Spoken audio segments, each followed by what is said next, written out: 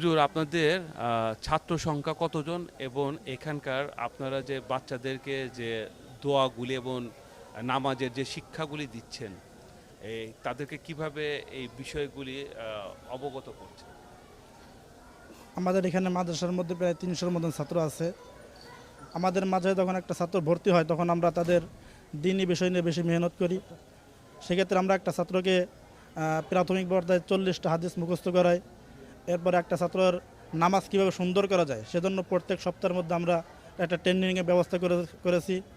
এরপরে তেলাওয়াতের মান যাতে সুন্দর হয় সেজন্য আমরা অভিজ্ঞ হাফেজের মাধ্যমে আমরা সেটাকে প্রত্যেক দিন তেলাওয়াত করাইতেছি এবং ছাত্রদেরকে প্রত্যেক দিন মশক করাইতেছি যাতে করে তেলাওয়াতের মানটা সুন্দর হয়। সাথে সাথে আপনারা জানলে খুশি হবেন হয়তো যে একটা মাদ্রাসার যখন পরিচালনার ক্ষেত্রে আর্থিক কোনো সমস্যা না থাকে তখন শিক্ষা প্রতিষ্ঠানটা এমনিতেই আস্তে আস্তে আগে চলে যায়। তো সেক্ষেত্রে আমাদের হাবিব ভাই অত্যন্ত দক্ষতার সাথে আমাদের আর্থিক যে বিষয়টা আছে সেটা সুচারুরূপে আঞ্জাম দিচ্ছে, যার কারণে আমাদের শিক্ষার আস্তে আস্তে মান আমরা সামনে আগায় নিতে পারতেছি। আল্লাহ চাহে তো আগামী তো হাবিবুর রহমান হাবিব ভাই তিনি আমাদের মাদ্রাসার পুরো বছরের চাউলটা উনি ওনার তরফ থেকে দিয়ে দেয়। তো ওনার তরফ থেকে চাউলটা দেওয়ার কারণে আমাদের মাদ্রাসা চালানো অনেক সহজ হয়ে যায়।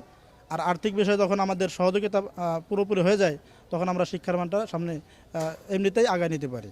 যার কারণে আমরা দেখতেছি আস্তে আস্তে আমাদের মাদ্রাসা দুইটা বোর্ডে অধীনে রয়েছে, একটা বিফাকুল মাদ্রাসাল আরাবিয়া আর একটা বাংলাদেশ কোরআন শিক্ষা বোর্ড। তো আমি আসার পর থেকে নিয়ে দেখতেছি প্রত্যেকটা বছরেই প্রায় এখান থেকে সিরিয়াল পাইতেছে, মমতাজ হইতেছে। তো আমাদের মাদ্রাসায় গত বছর বিফাকুল মাদ্রাসাল আরাবিয়া বাংলাদেশে পুরো বাংলাদেশের মধ্যে 2 নম্বর স্থান অধিকার করেছে। আপনাদের হুজুররা আপনাদেরকে শিক্ষাদান কি সঠিক দিচ্ছে বা আপনাদেরকে কিভাবে পরিচালনা করছে আমাদের একটু বলবেন? জি ইনশাল্লাহ, আলহামদুলিল্লাহ আমাদের উস্তাদরা আমাদেরকে খুব সুন্দরভাবে সুশিক্ষা দেওয়ার জন্য যথাযথ চেষ্টা করে যাচ্ছে। হুজুরা ভালো করার জন্য সবসময় আমাদেরকে গাইডলাইন দেওয়ার জন্য চেষ্টা করেন। হুজুরা সবসময় আমাদের সাথে থাকেন। হুজুরা আমাদেরকে এই নামাজ কালামের বিষয়ে অনেক সুন্দরভাবে শিক্ষাদান করছেন।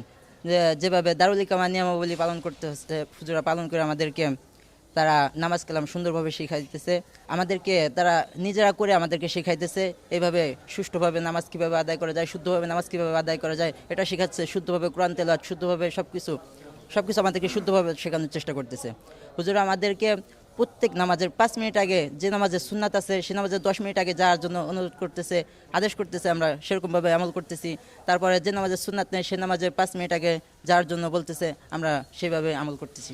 আমি এখন কথা বলবো, তিনি হলেন উত্তর বালুচর জামের মসজিদের ইমাম খতিব হাফিজুর রহমান।